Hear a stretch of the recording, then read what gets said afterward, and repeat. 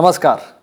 समसामयिक विषयों पर आपके पसंदीदा कार्यक्रम विशेष में आपका स्वागत है। मैं हूं वैभव राज शुक्ला।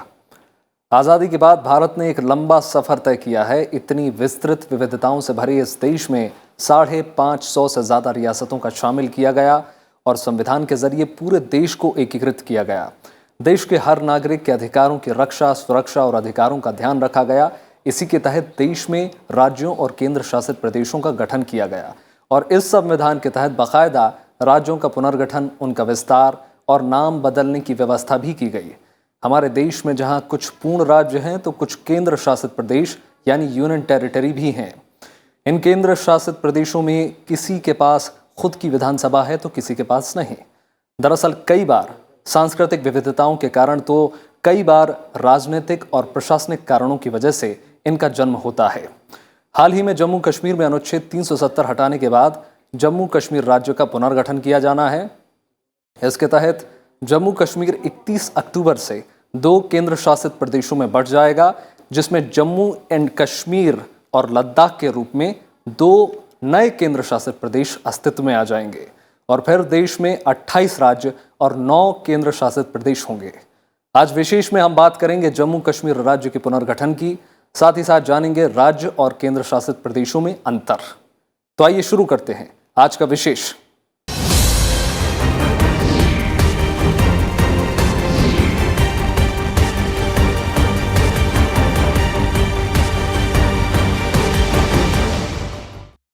जम्मू कश्मीर सरकार ने केंद्र शासित प्रदेश जम्मू कश्मीर और लद्दाख के विधिवत गठन की प्रक्रिया तय करने के लिए 3 उच्च स्तरीय समितियों का गठन किया है। ये समितियां केंद्र शासित प्रदेशों के गठन की प्रक्रिया के तौर तरीके तैयार करेंगी। समितियां दोनों प्रस्तावित केंद्र शासित प्रदेशों की वित्तीय और कर्मचारियों से संबंधित मामलों पर भी विचार करेंगी।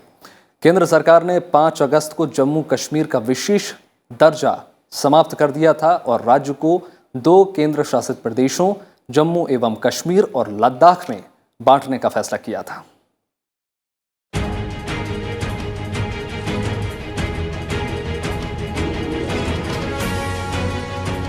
जम्मू कश्मीर 31 अक्टूबर से 2 केंद्र शासित प्रदेशों में बढ़ जाएगा। इस दिन से देश में 2 नए केंद्र शासित प्रदेश अस्तित्व में आ जाएंगे। एक केंद्र शासित प्रदेश का नाम जम्मू एवं कश्मीर होगा और दूसरे केंद्र शासित प्रदेश का नाम लद्दाख होगा। 17वीं लोकसभा के पहले सत्र के दौरान इसी महीने अगस्त में संसद के दोनों सदनों में इससे संबंधित विधेयक पारित किया गया था। जम्मू एवं कश्मीर को विधानसभा के साथ केंद्र शासित प्रदेश, जबकि लद्दाख को बिना विधानसभा के केंद्र शासित प्रदेश बनाने का फैसला किया गया है। इस तरह से 31 अक्टूबर 2019 जम्मू एवं कश्मीर और लद्दाख के साथ ही पूरे देश के लिए खास दिन होगा। अब सवाल उठता है कि इन दोनों केंद्र शासित प्रदेशों की रूपरेखा कैसी होगी। जम्मू कश्मीर के विधानसभा वाले और लद्दाख के बिना विधानसभा वाले केंद्र शासित प्रदेश बनाने के लिए सरकारी स्तर पर काम शुरू हो गया है। इसके लिए जम्मू कश्मीर प्रशासन ने मंगलवार को 3 अलग अलग समितियों का गठन किया, जो प्रस्तावित जम्मू कश्मीर केंद्र शासित प्रदेश के कामकाज की औपचारिकताएं निर्धारित करेंगी। साथ ही तीनों समितियां वित्तीय मामलों और कर्मचारियों के मुद्दे से भी निपटेंगी। जम्मू कश्मीर सरकार ने राज्यपाल के सलाहकार के शर्मा की अध्यक्षता में 12 सदस्यीय एक समिति गठित की है, जो प्रस्तावित जम्मू एवं कश्मीर केंद्र शासित क्षेत्र के कामकाज की औपचारिकताएं तय करेंगी। समिति के सदस्यों में वित्तीय विभाग के वित्तीय आयुक्त, स्वास्थ्य एवं चिकित्सा शिक्षा विभाग के वित्त आयुक्त, राज्यपाल के वित्त आयुक्त, गृह विभाग के विधान सचिव, योजना विकास और निगरानी विभाग के प्रधान सचिव, लोक कार्य, रोड और बिल्डिंग विभाग के आयुक्त सचिव, लद्दाख मामलों के विभाग के आयुक्त सचिव, सामान्य प्रशासनिक विभाग के सचिव, उच्च शिक्षा विभाग के सचिव, राजस्व विभाग के सचिव और कानून, न्याय और संसदीय मामलों के विभाग के सचिव शामिल हैं। ये समिति दोनों केंद्र शासित प्रदेशों के बनने में सरकारी कार्य के निपटाने के तरीके सुलझाएगी। जम्मू कश्मीर को केंद्र शासित प्रदेश में कैसे परिवर्तित करना है, केंद्र शासित प्रदेश में सरकार किस तरह से काम करेगी, ये खाका तैयार करने का काम ये समिति करेगी। पार्लियामेंट ने नया कानून पास किया है, Jammu and Kashmir reorganisation act 2019। उसमें ये प्रावधान है सेक्शन 85 के अंदर कि सरकार कमेटी गठन करेगी जो इन विषयों पर विचार करेगी कि दोनों जो केंद्र शासित प्रदेश हैं उनका काम कैसे चलेगा, उनके रूल्स ऑफ बिजनेस क्या होंगे। एक कमेटी का गठन उसके लिए किया गया है, जो मैं समझता हूँ बहुत ही महत्वपूर्ण काम होगा। जम्मू एवं कश्मीर ने वित्त विभाग के वित्तीय आयुक्त की अध्यक्षता में 5 संसदीय समिति गठित की है, जो प्रस्तावित जम्मू कश्मीर केंद्र शासित क्षेत्र एवं लद्दाख केंद्र शासित क्षेत्र के वित्तीय मामलों से निपटेगी। ये समिति इन दोनों केंद्र शासित प्रदेश के वित्तीय मामलों, फंड आवंटन और फंड जुटाने से संबंधी रूपरेखा तय करेगी। इसके सदस्यों में गृह विभाग के मुख्य सचिव, बिजली विभाग के आयुक्त सचिव के साथ जीएडी और कानून विभाग के सचिव शामिल हैं। दूसरी कमेटी है जो लद्दाख के बीच में और केंद्र शासित प्रदेश जे.एंड.के होगा, उनके बीच में फाइनेंस का डिवीजन कैसे होगा। जब तक जे.एंड.के एक स्टेट थी, उनके अपने फाइनेंसिस थे, अभी दोनों के फाइनेंसी अलग अलग, उनका डिवीजन कैसे होगा, ट्रांजैक्शन ऑफ बिजनेस रूल कैसे होंगे, एलोकेशन अलग अलग विभागों के बीच में काम का कैसे होगा, उसके बारे में वो कमेटी अपनी रिकमेंडेशन देगी। और ये रिकमेंडेशन उनको जो देनी है वो राज्यपाल को 30 दिन के अंदर अंदर उसके ऊपर फैसला लेना होगा। एक अन्य आदेश में सरकार ने गृह विभाग के प्रधान सचिव की अध्यक्षता में 6 सदस्यीय समिति गठित की है। ये समिति प्रस्तावित जम्मू कश्मीर केंद्र शासित क्षेत्र और लद्दाख केंद्र शासित क्षेत्र के कर्मचारियों से जुड़े मामलों से निपटेगी। कमेटी प्रस्तावित केंद्र शासित प्रदेश में स्टाफ मुहैया करवाने संबंधित मामलों पर अपने सुझाव सरकार को देगी। तीसरा बहुत महत्वपूर्ण विषय आता है सर्विसेज के बारे में, जो उनका स्टाफ है। आज तो वो सिर्फ जे.एंड.के एम्प्लॉयज़ हैं या जे.एंड.के में काम करते हैं, उनका डिवीज़न कैसे होगा। एक उदाहरण मैं ये देना चाहूँगा, जैसे मान लीजिए जे.एंड.के का ट्रांसपोर्ट विभाग है। अब वो ट्रांसपोर्ट विभाग को आपको लद्दाख के बीच में और union territory of Jammu and Kashmir के बीच में डिवीज़न करना है। वो डिवीज़न कैसे होगा, वो कमेटी, तीसरी कमेटी जो है वो उसके ऊपर विचार करेगी।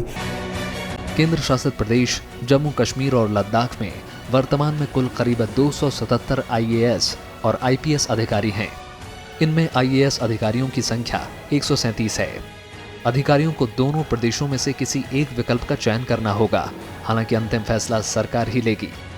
जम्मू कश्मीर और लद्दाख के अलग अलग केंद्र शासित प्रदेश बन जाने के बाद देश में पूर्ण राज्य की संख्या 28 होगी और केंद्र शासित प्रदेशों की संख्या बढ़कर 9 हो जाएगी। Bureau report, Rajya Sabha TV. Bharat की मौजूदा संघीय प्रणाली में राज्यों को संघ के सदस्यों के रूप में अपनाया गया है। इसके अनुसार सभी राज्य शक्ति विभाजन में संघ के हिस्सेदार हैं। दरअसल आजादी के बाद संविधान निर्माताओं ने भारतीय संघ में राज्यों की महत्वपूर्ण भूमिका को स्वीकार करते हुए संविधान में उनके लिए पर्याप्त प्रावधान किए हैं। इसके साथ नए राज्यों के गठन और विस्तार की चर्चा भी भारतीय संविधान में की गई है। आइए जानते हैं संविधान में राज्यों के लिए क्या व्यवस्था की गई है और नए राज्यों का पुनर्गठन किस तरीके से किया जाता है।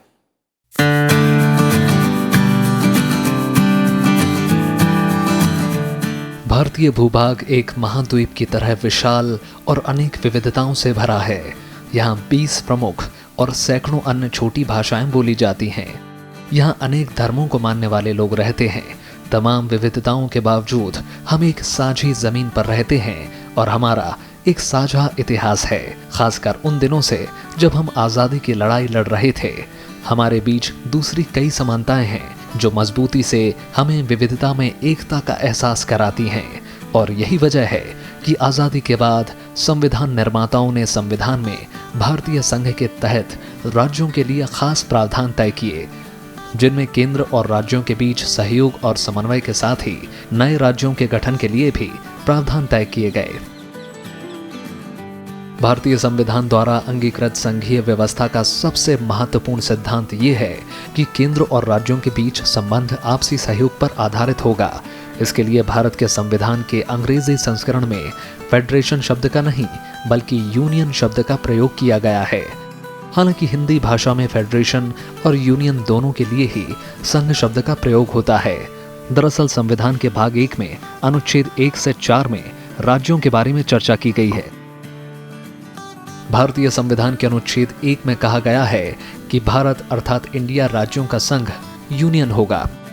इसका मतलब ये है कि राज्यों को भारत से अलग होने का अधिकार नहीं है, जबकि अनुच्छेद 1(2) में कहा गया है कि राज्य और अनेक राज्य क्षेत्र में वो होंगे जो पहली अनुसूची में विनिर्दिष्ट हैं। वहीं संविधान के अनुच्छेद 2 में नए राज्यों के प्रवेश और स्थापना की बात की गई है। अनुच्छेद 2 के मुताबिक संसद विधि द्वारा निबंधन और शर्तों पर जो वो ठीक से समझें, उन पर संघ में नए राज्यों का प्रवेश या उनकी स्थापना कर सकेगी। संविधान के अनुच्छेद 3 में नए राज्यों का निर्माण और वर्तमान राज्यों के क्षेत्रों, सीमाओं या नामों में परिवर्तन की चर्चा है।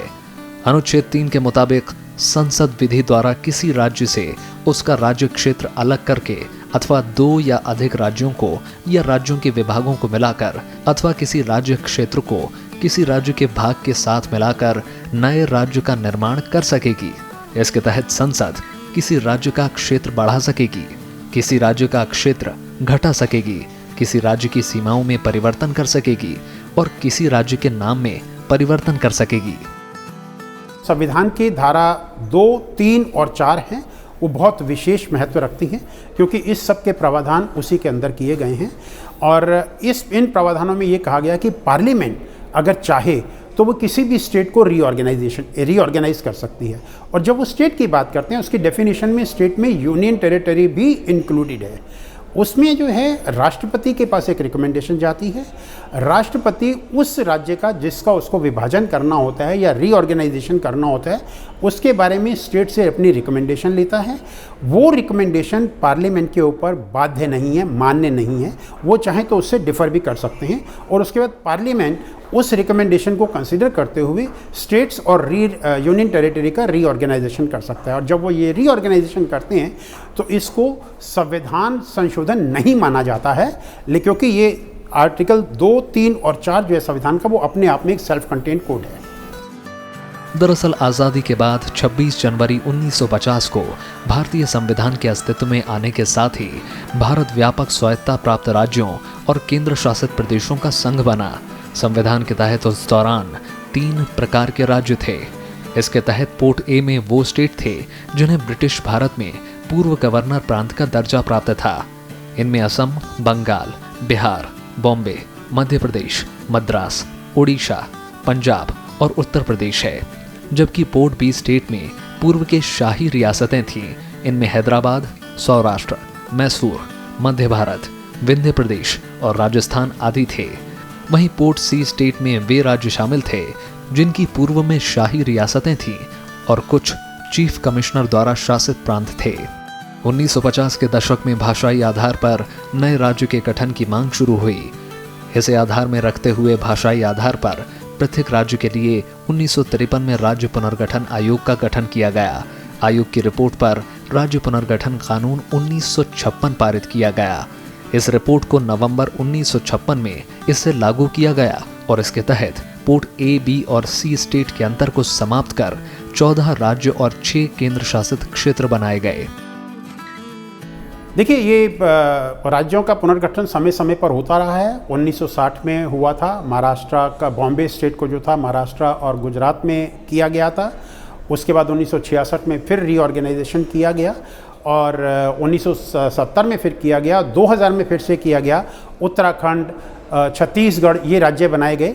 और अगर मैं लेटेस्ट रीऑर्गेनाइजेशन की बात करूं तो आंध्र प्रदेश रीऑर्गेनाइजेशन एक्ट में 2 स्टेट बनाई गई। ये अपना आंध्र प्रदेश और तेलंगाना 2 स्टेट बनाई गई।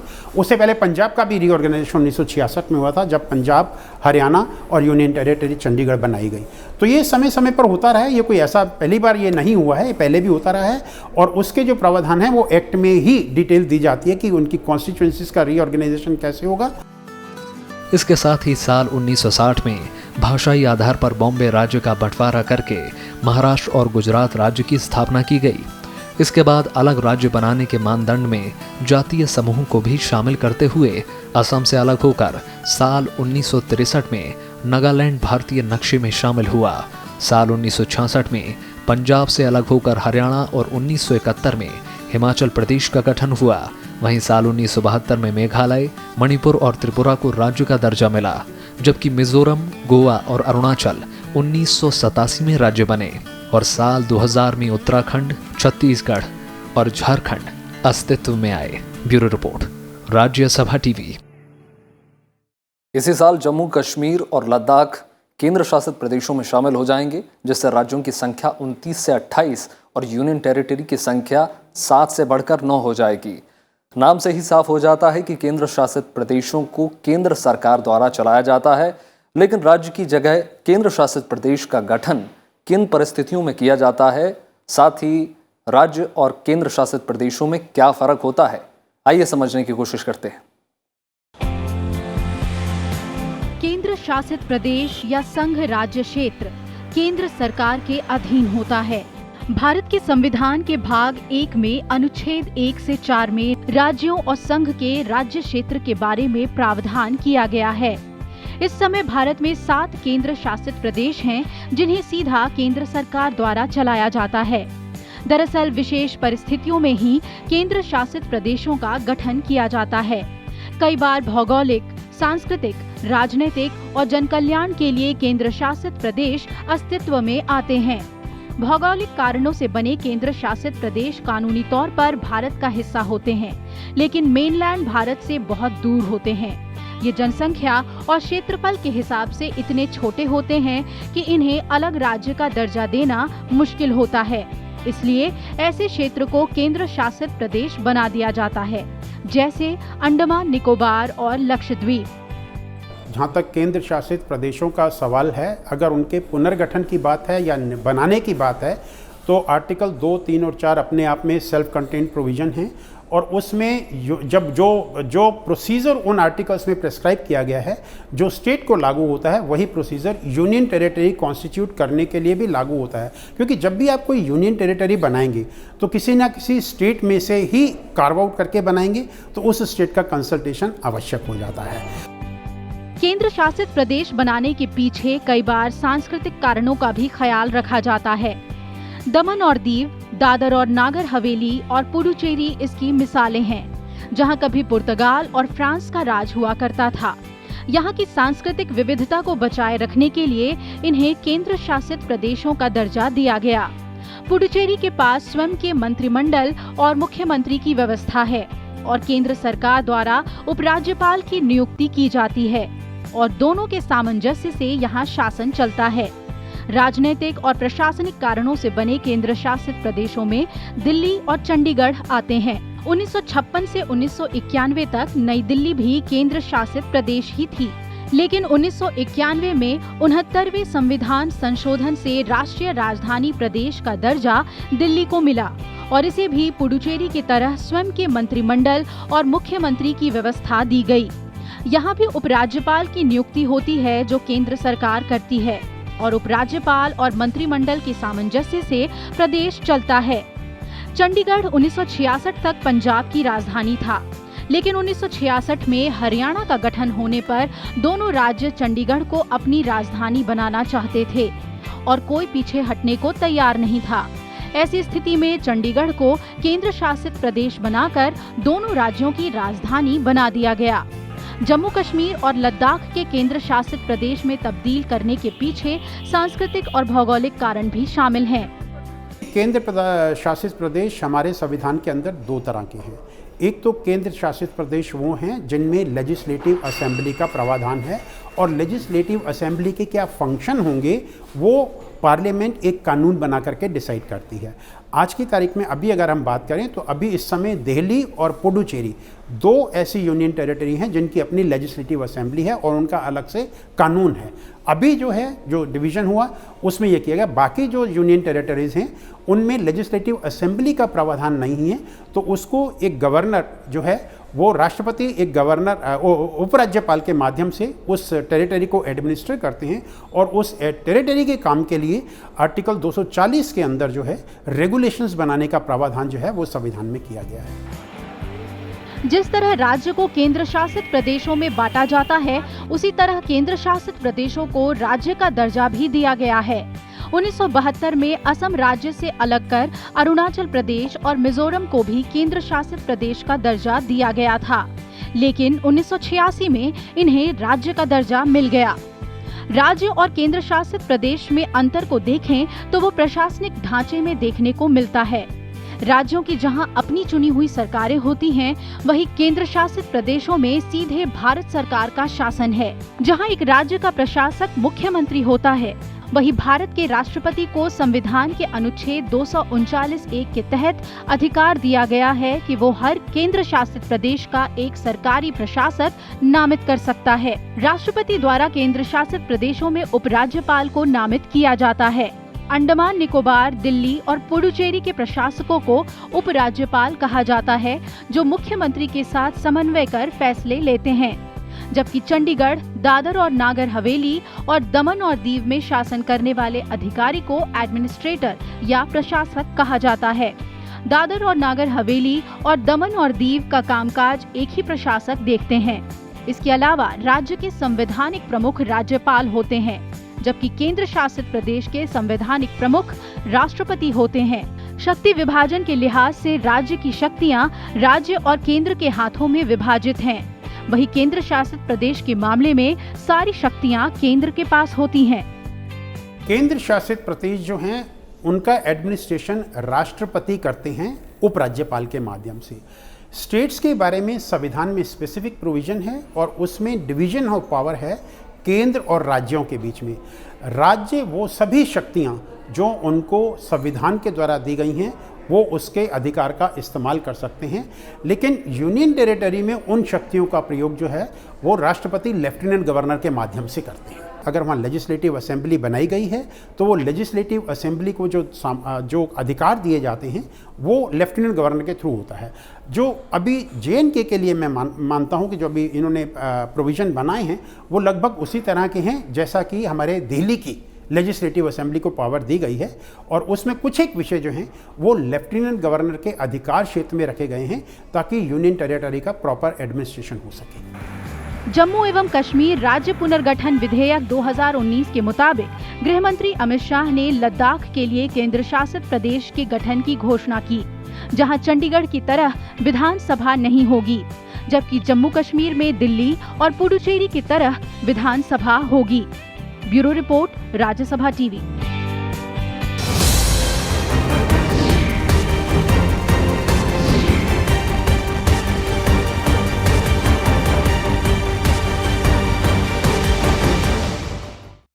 तो आज के विशेष में इतना ही। उम्मीद है आपको विशेष का ये अंक पसंद आया होगा।